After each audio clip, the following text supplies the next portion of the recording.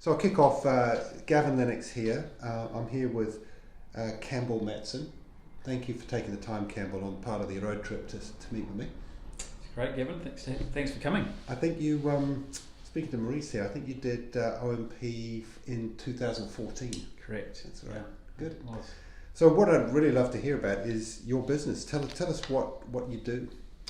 So my day-to-day work life is split between 11 different companies, 5 of which are trading businesses and the other are investment vehicles or development companies. So a little less time spent in those, but the other trading businesses all require my time and input on a weekly basis. The primary business I work in as an employee is our design build housing company, Location Homes. Mm-hmm.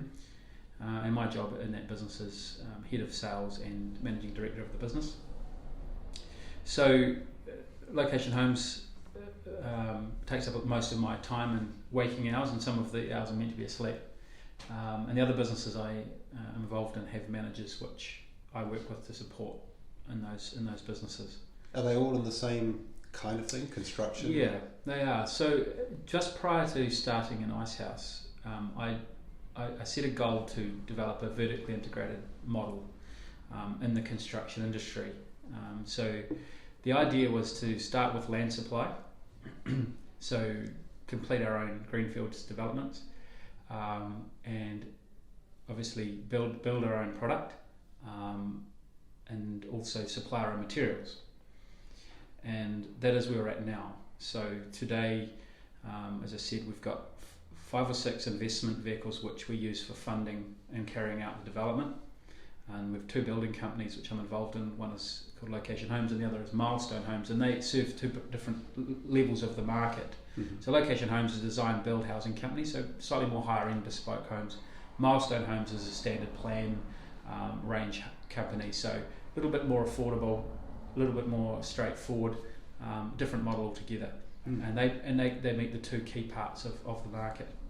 And then our building supplies company, Waitara Building Supplies, is a part of the ITM group, and so through that company we supply the bulk of our general materials for construction. Right, and then you also have construction firms that actually do the work. So and what about design? You get involved with the design side? Yeah, so Location Homes has its own design team. So client walks through the door. From that point forward, we take care of everything from the conceptual development through to building consent and of course construction.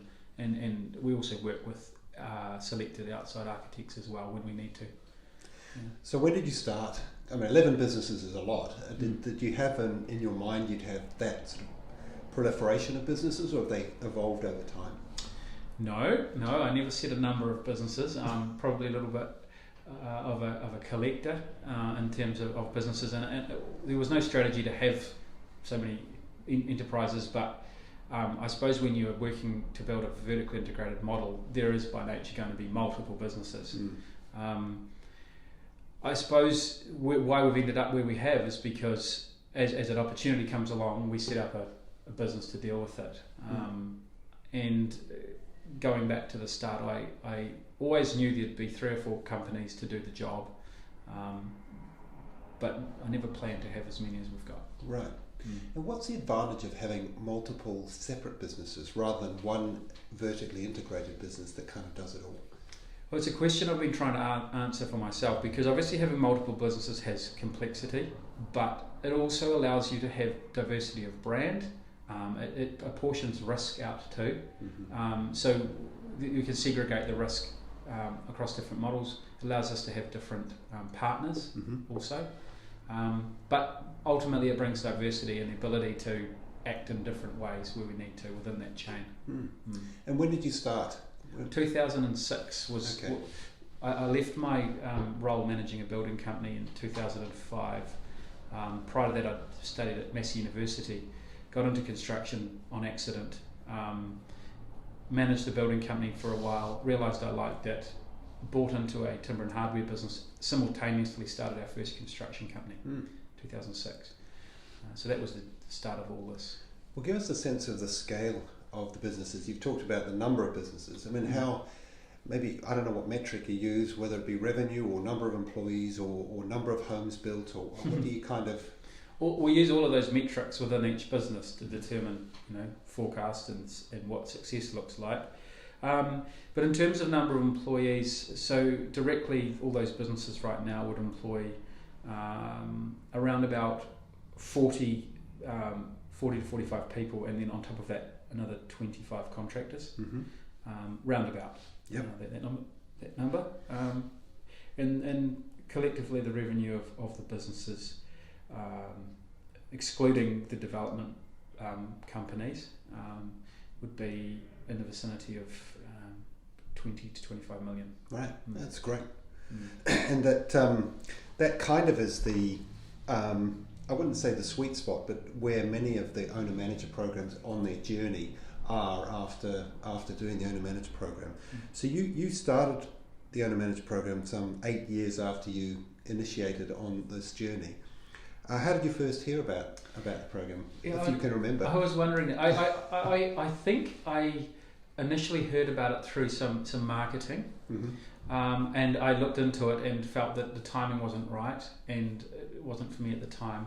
And then along the way, I met it was a relative of mine who was going through the OMP. He was nearing the end, I think. And I mentioned it to him, and he endorsed it strongly. And so that's when, and it was also a good time for me as our businesses were ramping up. So it was a case of good timing and just getting a bit of endorsement from someone who's going through it. Yeah, referrals are so important, and I've found that many business owners, small business owners, getting that time away, 3 days a month for 5 months on the owner manager program sounds very daunting. But consistently I've heard as I've gone on this road trip is they'd wish they'd done it earlier. I don't know whether that represents your experience. I mean, it sounds like you had some great traction before you got there, but what was your experience on the course? What did you get out of it? I think the question about doing it earlier for me was probably, I think I did it at the right time. I think to the OMP for me, the greatest value was I had enough problems that needed to be fixed to make it worthwhile, if that makes sense. So I'd grown into the business enough. I knew the business pretty well. I knew I had issues to fix, and I needed a clearer strategic view. I think until you're at that point, OMP might be almost a little bit early. Right. So that was my experience anyway. Yeah. So I think I went in at the right time. In terms of what I got out of OMP, I think the key things, and you touched on, so being out of the business was fundamental. It allows you that space and time to breathe, to think, and to get away from things that distract you from good decision making.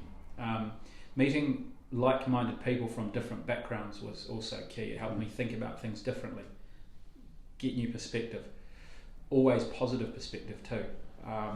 And of course the people that you are sitting and listening to in some of the sessions, they just come from such a intelligent and deep experience background that you are learning things that you'll never be exposed to in a normal day-to-day situation from people who know what they're talking about. That's really... Have you kept in touch with your cohort? I have. Naturally, you sort of you get in touch with certain people more than others, but there's a core of 5 or 6 people that I am in contact with several times a year. We've met since then on 3 or 4 occasions for weekends away or dinners or whatever, and it's great. And sharing those experiences and reflecting back and having that common bond going forward, we're now sharing in experiences that are happening in the world around us and bouncing, our ideas around and views on things. How was COVID for you? Was it a positive thing? Was it a negative thing? And where do you see, it's not over yet. I mean, how do you see the next year or so? Yeah, a lot in there. COVID for me was an opportunity to reflect and to redirect, basically. Obviously, dealing with multiple businesses, I went from doing 9-hour days to 16-hour days. So we were within the week we were building contingency plans, budgets, putting finance in place if we need, in case we needed it for all the businesses. I was directly involved with every single staff member within the different businesses, so sometimes daily, but at least weekly direct communication. So very busy communicating, allaying fears, communicating what my plan was for the business, and then within 2 weeks of lockdown, we were looking towards how do we restart the business as quick as possible, how do we get the taps turned back on. I also worked at the national level with master builders and from a sort of back to work kind of strategy. So there was being engaged in that helped me to see further ahead than perhaps others might have. But I really began to see during the middle of lockdown that what we were going to come back to potentially was not doom and gloom, but the opposite. And that came off the back of the level of inquiry we were getting for new homes. I also looked at the fundamental drivers. Interest rates were going down. We had a net shortage of housing still, and we had a demand was high. So I began to see the economists were predicting one thing, and I couldn't agree with them. I just could not see how what they're saying was going to come to fruition. So I started to communicate within our own network that I believe we're going to be busy. I was right and I was wrong. I thought we would be coming back to a 20% increase in workload. We have the opportunity, if we can get our supplies right, including the human element, to be 50% larger in revenue by March next year than we were in March 2020. Wow, that's really impressive. One of the two things I'm hearing around New Zealand as I travel and talk to small medium business owners, is common thread is people, getting enough talent in the business, and the second is supply chain issues, logistics, getting materials in. Now obviously the construction industry, you hear a lot about access to materials as being a challenge. I mean, are those two issues ones you face? Yeah, I think they're universal. I think they go across almost every industry as well. So the biggest constraint to growth is not opportunity, it is resource. That's just a fact. And to give you some idea, with our supply chain at the moment, we've got situations where we would have material suppliers traditionally supplying us X stock for, say, cladding material. We have scenarios now where those same suppliers have a 22 to 25 week lead time, or are not taking orders anymore. So you fundamentally cannot build a house without that supply chain working. So we have a situation of trying to diversify into other product lines, which of course puts pressure on those because everyone's doing the same. So we're in a really almost a dichotomy of opportunity exists, but the ability to convert it is getting harder. And then the people element, over the years, in fact, prior to doing OMP, I had grown our business substantially with the wrong people, and I paid for that dearly. We're determined now in all our businesses to grow well, not grow fast. So we're constraining ourselves by just recruiting people that we know will bring benefits to the business, not just bums on seats. So those are the constraints that we face, and I suppose you could say we're not able to maximise opportunity in front of us. Yeah. I mean, that's scaling, especially in a business like yours, where it's not capital constrained, it is true resources, physical Correct. Products. It's a real challenge.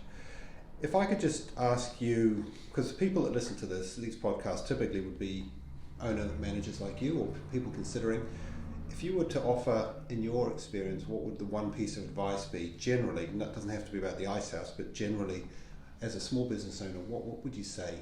And it's hard to distill that stuff down sometimes. Yeah, it is.